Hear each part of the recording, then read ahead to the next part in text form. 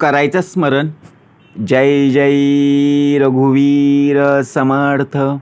श्री समर्थ कृपेने एक सुंदर असा बोध, एक सुंदर असं श्रवण आपल्याला प्राप्त झालेलं आहे.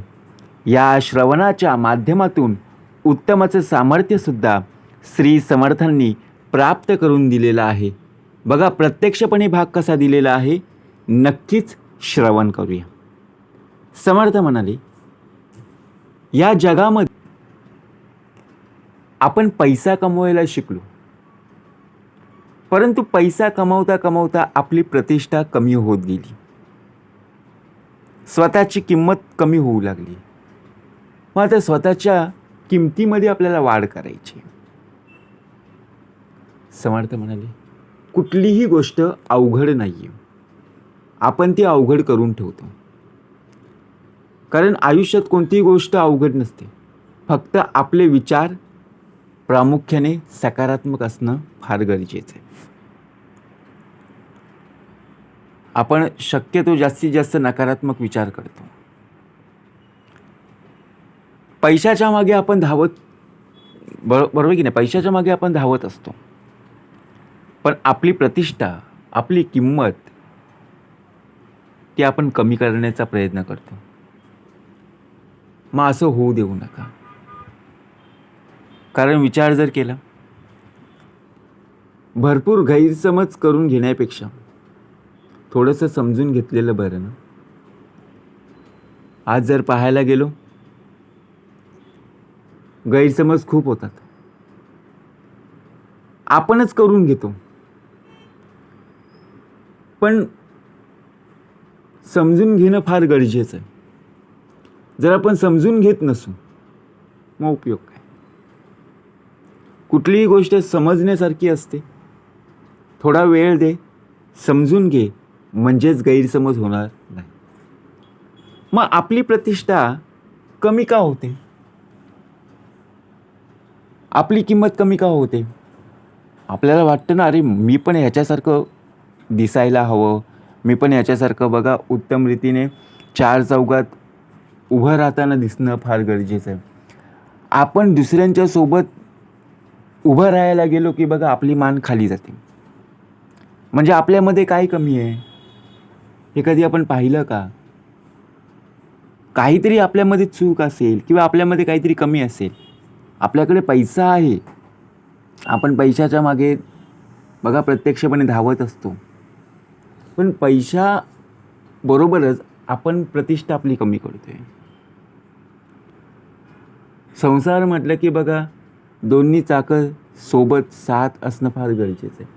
तसंच जीवनामध्ये पैशाबरोबर आपली प्रतिष्ठा, आपली किंमत, आपली कीर्ती ही त्याचबरोबर असणं फार गरजेचं आहे. जीवनात एक प्रकारे बघा,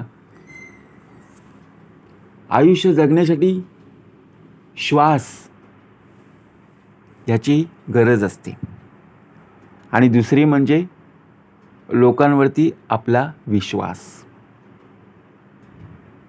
या दोन गोष्टी प्रामुख्याने फार गरजेचं आहे. श्वास संपला की बघा संपूर्ण आयुष्य संपलं, आणि विश्वास संपला की बघा संपूर्णचे संपूर्ण संबंध संपतात. मग असं का होतं. दोन्ही गोष्टी आपण जवळ बाळगल्या पाहिजेत, श्वास पण आणि विश्वास पण. तसंच पैसा पण आणि त्याचबरोबर आपली प्रतिष्ठा, आपली किंमत, आपला बघा प्रत्यक्षपणे कीर्ती. आपण सकाळी उठल्यानंतर बघा पूर्व, पश्चिम, दक्षिण, उत्तर, बरोबर की नाही, नैऋत्य, आग्नेय, वायव्य, ईशान्य, अनेक दिशा आहेत. पण कुठल्या दिशेला जायचं आहे हेच आपल्याला कळत नाहीये. पूर्वेला गेलो, पश्चिमेला आलो, उत्तरेला आलो, दक्षिणेला आलो, परंतु नक्की कुठल्या दिशेने जायचं आहे हेच कळत नाहीये. जर दिशाच जर योग्य नसेल, मग वेगाचा काहीच उपयोग होत नाहीये. बरोबर की नाही, हे पण कळलं पाहिजे.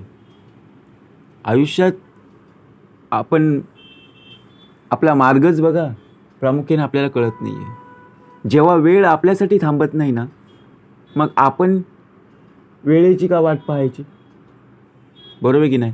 जर आपला मित्र जर आपल्यासोबत बघा प्रत्यक्षपणे येत नसेल किंवा आपली वाट न पाहता निघून जात असेल, मग दुसऱ्या दिवशी आपण त्याची का वाट पाहावी? आपण शाळेत असताना आपण पाहिलं की नाही, अरे हा माझ्यासोबत थांबत नाही किंवा बघा मला बोलवायला सुद्धा येत नाही, मग आपण का बोलवायला जायचं, का त्याची वाट पाहायची? मग तसंच आहे, वेळ आपल्यासाठी थांबली आहे का? बघा 1 सेकंद तरी थांबली आहे का? नाही ना. मग आपण काय वेळेसाठी थांबायचं? आपण आपलं कार्य करायचं. प्रत्येक क्षण हा योग्यच असतो, पण चुकतो कोण? आपण. आपले निर्णय चुकत असतात. हे कळायलाच बघा आपल्याला उशीर होतो. बरोबर की नाही? म्हणून समजून घ्यायचं आहे. जिंकायची क्षमता इतकी ठेवा ना, की आपल्याला हरवण्यासाठी प्रयत्न नव्हे तर कट रचले गेले पाहिजेत. आपण प्रत्येक गोष्टी जिंकण्याचा प्रयत्न करतच असतो. आपले प्रतिस्पर्धी असतात, बरोबर, आपल्यासोबत असतातच. त्यांना वाटतं की बाबा आपण जिंकावं. मग ते बघा प्रत्यक्षात आपल्याला हरवण्यासाठी मैदानामध्ये उतरलेले असतात. नुसते मैदानामध्ये नाही आहे, तर प्रामुख्याने कट रचले गेले जातात आणि आपल्याला सुद्धा हेच हवं असतं. आपण बघा एखाद्या वेळी आपण मॅच पाहत असतो, ग्राउंडमध्ये असो किंवा टी व्हीमध्ये असो. जास्त बॉलात कमी रन असले ना, मग मजा येत नाही पाहायला. परंतु कमी बॉलात जास्त रन हवेत आणि विकेटसुद्धा 1 किंवा 2 आहेत, तेव्हा खरी मजा येते ना. मग तसंच आहे, विचार करा. कारण तेव्हाच प्रतिष्ठा, तेव्हाच किंमत वाढते. कारण आपण विचार करतो ना, अरे यांनी कमी बॉलात जास्त रन काढल्या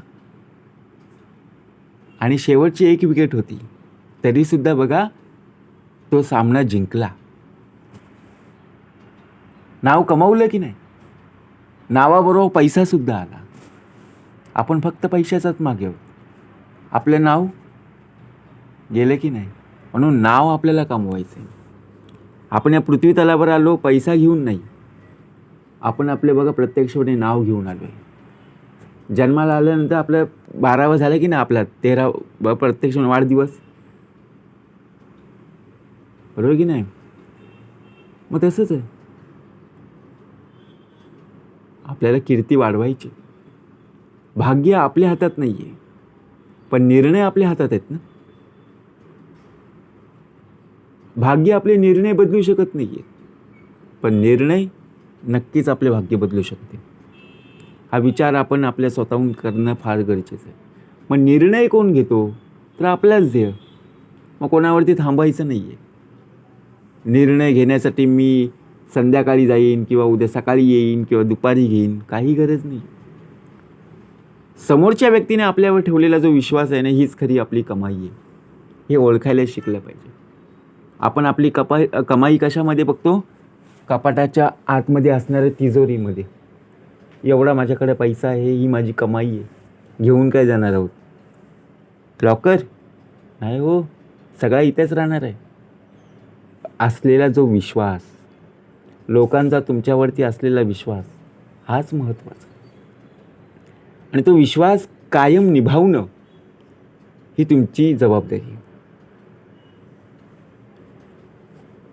बघा, आपण जबाबदारी घेत असतो, परंतु जबाबदारी स्वीकारता येत नाही आहे. जबाबदारी स्वीकारायला आपल्याला कठीण होऊ लागतं. लोक खूप चांगली असतात हो, पण आपली वेळ चांगली असेल तरच लोक ती चांगली दिसतात. आपणच वाईट वागलो, लोक आपल्याशी चांगलं वागतील का? बरोबर की नाही? लक्षात ठेवा, आपण आपल्या कर्माने बघा प्रत्यक्षात चुकीचं वागत असतो, योग्य निर्णय घेत नाही. प्रत्येकाच्या आयुष्यामध्ये प्रत्येकाला कष्ट करावे लागतात, मेहनत घ्यावी लागते. तेव्हाच तुम्हाला पैसा, प्रतिष्ठा, मान, किंमत, कीर्ती, बघा प्रत्येक शब्द ना शब्द एकच आहे, परंतु अर्थ जर पाहायला गेलो वेगवेगळे आहेत. आपण विचार करू, अरे अर्थ पण वेगवेगळे आहेत, शब्द पण वेगवेगळे आहेत, परंतु प्रतिष्ठा नाही तर बघा आपल्याला कुठेही किंमत नाही, कोणीही विचारणार नाही, कितीही पैसा जरी असला तरी. पण आपल्याला समजून जायला हवं, पैशाबरोबर आपली प्रतिष्ठेची किंमतसुद्धा हवी, तरच जीवनाला नाव आहे, आयुष्यात आपलं नाव आहे. यशस्वी व्हायचं असेल ना तर आपल्यालासुद्धा आणि मित्रांची गरज ही भासणारच आहे, बरोबर ना. आपल्यालासुद्धा यशाचं शिखर गाठायचं आहे, लांब पल्ला आपल्यालासुद्धा गाठायचं आहे. मग तिथे आपल्याला मित्रांबरोबर शत्रूसुद्धा पाहायला मिळते. मग विचार जर केला तर आपण मैदान सोडून जायचं का? नाही ना. आपल्याला मैदान सोडून जायचं नाही आहे, तिथेच लढायचं आहे. म्हणजेच काय तर त्या जे बघा प्रत्यक्षपणे प्रतिस्पर्धी आहेत, मित्रांबरोबर जे शत्रूसुद्धा आता आलेले आहेत, त्यांच्यासोबत आपल्याला बघा खेळायचं आहे. ह्यालाच तर म्हणतात बघा प्रत्यक्षपणे खरी किंमत. आणि यावेळेला अशा शत्रूंची आणि स्पर्धकांची फार गरज असते. मित्रांबरोबर खेळणं आणि शत्रूंबरोबर खेळणं जमीन आसमानाचा फरक आहे. कारण कोणत्याही अपेक्षेशिवाय कोणाचीही चांगलं करण्याचा प्रयत्न करावा. कारण जे लोक नेहमी फुलं वाटतात त्यांच्या हातांनाही नेहमी सुगंध बघा दरवळण्याचा वास सुगंध येत असतो. म्हणून लक्षात ठेवा, कोणत्याही अपेक्षेशिवाय कोणाचीही चांगलं करण्याचा प्रयत्न आपण ज्या वेळेला करत असतो त्यावेळेला बघा मी मोठा की तू मोठा असं यासुद्धा आणू नका. कारण आपल्याला लय वाईट सवय असते, मी मोठा आहे, माझं ऐकलं पाहिजे, माझं बघा प्रत्येकाने समजावून घेणे गरजेचं आहे. तसं नाही होत. आज जर पाहायला गेलो